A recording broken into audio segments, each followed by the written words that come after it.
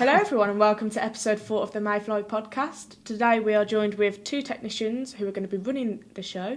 And we're with Josh and Ashton. I'm not sure we're going to be running it. But, You're going to be helping it. You'll be getting us through it. Yeah. So first of all, how are we feeling about Mayfly, just in general? How are we? Yeah, it's going all right, isn't it? Mayfly, I'm pretty optimistic. Yeah, looking good. I think it could be definitely matching last year's vibe, if not. Right. Pushing it a bit more? Pushing it a bit better. more. I reckon it would be better. So things running good on the tech side of things? We've got loads of new kit in the department. Do you want to talk a little bit about that then? Yeah, So what kind of gear we've got some new guitar amps, we've got some Boss Katanas. And thanks to Sam Baldwin, I know he'll be watching Shout this. out, Sam Baldwin, who's going to be lending us a Sennheiser, some kit for the drum kit. New mics. And, we've got some new IEMs as well, so if the bands want to, everyone's got the option in the band. We didn't really use IEMs last year, did we? Yeah, only some of them, the more technical side bands did. But it's such a thing in the industry at the moment, like if you're not using IEMs, it's like you're a dinosaur. So instead of monitors. Yeah, it's really good to kind of, and it keeps the feed on the stage a lot quieter, so we get less feedback and it just sounds cleaner and more professional, I guess. But so how are things behind the scenes? Is everything going to plan that you recorded, like that you was on track for, or go on, I'll let you answer that, Ashton. Is there not a plan? There's a plan. It's more just working with the other musicians to get a running order and everything. Obviously we've got a lot of the write up from last year.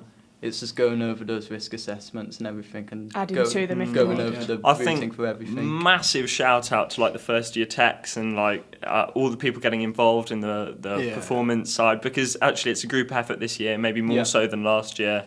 And they're running lots of the social media and doing some of the stage planning as well. So there are more hands on deck, and it's going to be. It's great that there's so much attention going onto the actual promotional side of things this year too. I mean, we're here.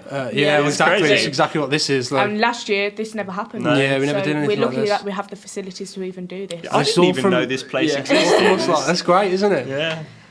So, in terms of rigging, like you talked about some of the gear that we've got, how are we going to expect, to see some of how are we going to set some of that stuff up and utilise some of that long gear, shifts, isn't it? Long shift. The plan's more or less going to be the same as last year. Right.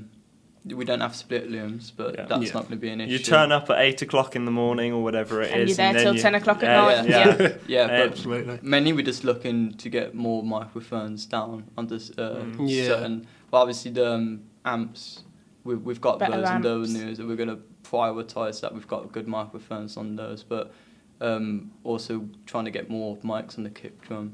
We were thinking about getting a boundary mic on that. I think some of the talent this year is also really good for Mayfly, because we've really got some amazing. I mean, just seeing Mayfly TV, there were some bands that I was like, do you know what? If this is them now, imagine what they're going to be like at Mayfly.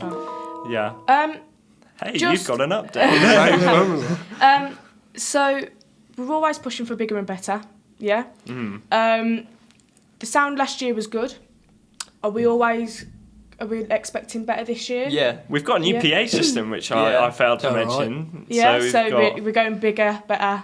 Bigger, better. Can't go louder because there are legal restraints there. We'll get told off. Well, we'll have someone outside with a decibel meter. Yeah. So as soon as it hits that limit, we'll keep it. Who's going to be doing that? Who's that job delegated to, do you reckon?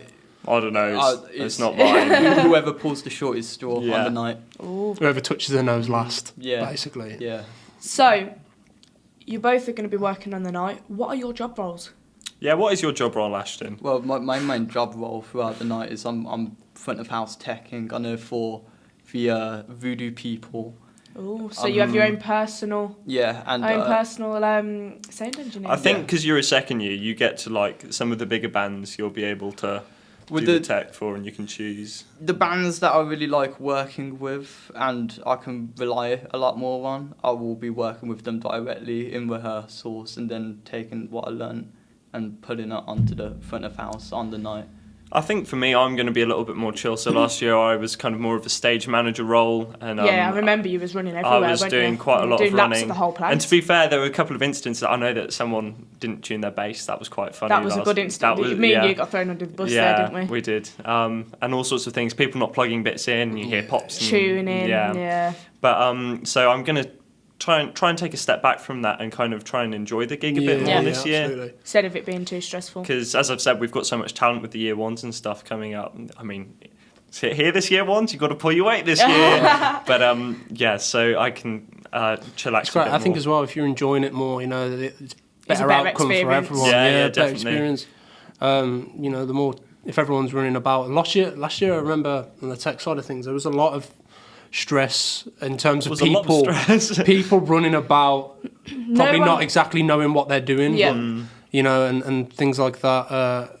And I think, just taking it a bit easy this year. We've done a lot of planning beforehand as a tech department. We've done loads of gigs together as well. And we really are making sure we're organised this year. I think it's a good thing, and that's great. It's great to see. I think we all trust each other as well. So it's like if someone's on monitors, we know that they're going to be doing. Exactly. Okay. Absolutely. A question for you both: is communication a big part of this thing? Because as you said, you're kind of in correspondence with these bands, certain bands. Is that because they're comfortable, or is the communication better? They know you. It's because I like to work with them mainly Do you think because it's easier? of their communication. They don't have to be amazing band if they're communicating with me and vocating and you know what they want. Yeah. I think passion's another big thing. Passion and pride. If you're passionate about what you're performing and and you're really proud of what you're doing and you put in the effort to research your kit and make sure that you're got an accurate kind of sound for the band you're trying to do, then it's just amazing to work with someone who's kind of on gives that you the passion to drive and get the best possible gig that you can get, really. Yeah. But, anything that you're looking forward to? Any problems that you like? Anything that you know that there might be a problem, and have you got the solutions to fix it, or? Well, I think last year we're working around Craig's work ethic, but this year it's all on us. Yeah. So we kind of have the responsibility. Yeah. Well, luckily me and Josh are perfectionists when it comes to this, and we're a bit weird. Well, sometimes. Most of the time. But I think I'm looking forward to, as I said, taking kind of a step back and watching the bands a bit more. Problems that I think we'll need to fix. I think everything's going to go wrong. There's always something. There's always something that goes down like last minute, and one of the desks decides to die or something. So we'll have to figure that out. But I'll let you know when that happens.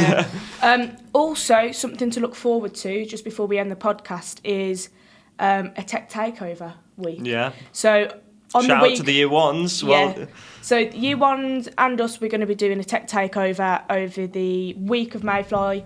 Do you want to kind of talk us what that's going to kind of look like? Yeah, so it will be the week before and the week of Mayfly. So we actually set up in Block 7 Theatre or Block 13 Theatre, I don't know. Yep. And there's some rehearsals that go on. I think there's some auditioning. We'll get some sneaky behind-the-scenes videos. Live streams. Yeah, live streams. So I think the year ones are going to do some content about the band, the sort of stuff. So are they wearing specific outfits, and kind of get some of the background knowledge there, which should be really good. But I think that's I think there is a couple of sneaky little things that I can't quite mention yet, but you'll see when it comes to the tech takeover. It should be quite exciting.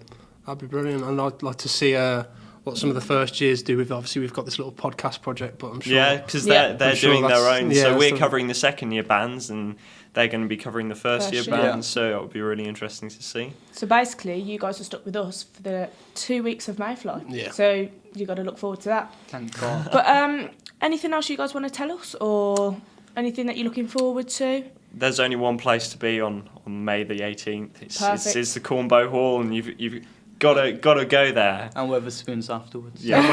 It's the after party. It's just up the road. Cut that now. So tickets you can find on Hal's own website or in the bistro. They're £10, but for students they're $7.50. Anything you want to add? Just visit the Instagram. Keep following. We'll keep updates about the tech takeover, things like that's coming up. Stay tuned. There's going to be a lot of interesting. I've got to put a plug in for my band because it's Voodoo People, but we have got something that is really cool. It's a couple of really cool things there.